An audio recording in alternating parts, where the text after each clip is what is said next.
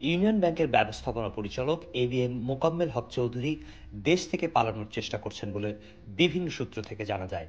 এই মোকাম্মেল স্বৈরাচার শেখ হাসিনা সরকারের স্বরাষ্ট্রমন্ত্রী আসাদুজ্জামান খান কামালের ব্যবসায়িক পার্টনার এবং দেশের আর্থিক খাতের লুটেরা এস আলমের টাকা পাচারের অন্যতম সহযোগী। ব্যাংকের শীর্ষ কর্মকর্তারা জানান, মোকাম্মেলকে গ্রেফতার করতে পারলে এস আলম এবং স্বরাষ্ট্রমন্ত্রীর টাকা পাচারের সকল তথ্য পাওয়া যাবে। ইউনিয়ন ব্যাংকের এমডি হলেও দেশ থেকে হাজার হাজার কোটি টাকা লুটপাট এবং পাচারের অন্যতম হোতা এই মোকাম্মেল চৌধুরী। মোকাম্মেল এস আলমের যত প্রতিষ্ঠান বা ব্যাংক রয়েছে সব ব্যাংক এবং প্রতিষ্ঠানের আর্থিক নিয়ন্ত্রণ হিসাবে কাজ করেছে। স্বরাষ্ট্রমন্ত্রীর ব্যবসায়িক পার্টনার হিসেবে ক্ষমতার অপব্যবহার করে বিভিন্ন ব্যক্তি প্রতিষ্ঠানকে হয়রানি করে বিপুল অর্থের মালিক হন। পলাতক ডিবি প্রধান হারুনুর রশিদকে দিয়ে বিভিন্ন ব্যবসায়ীকে হয়রানি ও গ্রেফতারেরও অভিযোগ রয়েছে মোকাম্মেলের বিরুদ্ধে। এস আলম গ্রুপের ৩০,০০০ কোটি টাকা, ৮০,০০০ কোটি টাকা বা ১,০০,০০০ কোটি টাকার ঋণ নেওয়ার বিষয়টি সাধারণ মানুষ এখন জানতে পারছে।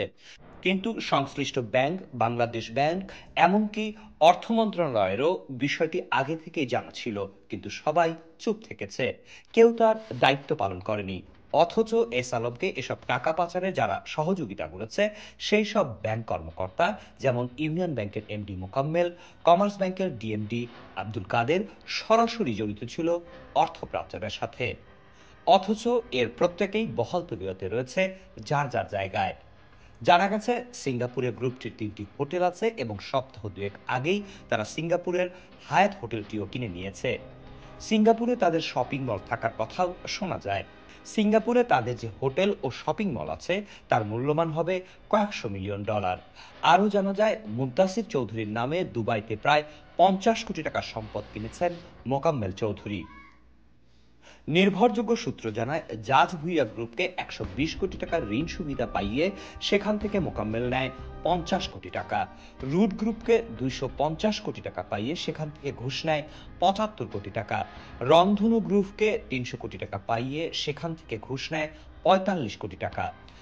তাছাড়া রেড কালার গ্রুপকে ঋণ পাইয়ে নেয় ২০ কোটি, চিটাগাং বিল্ডার্সের নামে প্রায় ২৫০ কোটি টাকার জমি নেয় মোকাম্মেল, যা সম্প্রতি গ্রেফতারের ভয়ে সেই জমি চিটাগাং বিল্ডার্সকে লিখে দেয়।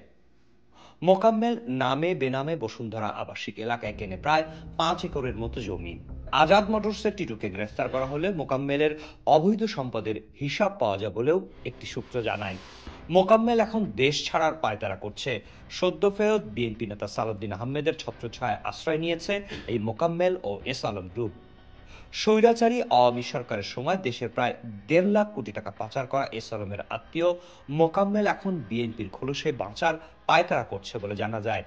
ইউনিয়ন ব্যাংকের পরিচালনা পর্ষদ ভেঙে দিলেও এখনো এমডি হিসেবে বহাল তবিয়তে আছে মোকাম্মেল। কারণ বর্তমান সরকারের দেয়া ইউনিয়ন ব্যাংকের নতুন চেয়ারম্যান মোহাম্মদ ফরিদ উদ্দিন আহমেদ একসময় এস আলমের ইসলামী ব্যাংকে কর্মরত ছিলেন বলে মোকাম্মেলকে সুবিধা পাইয়ে দিচ্ছে বলে জানা যায়।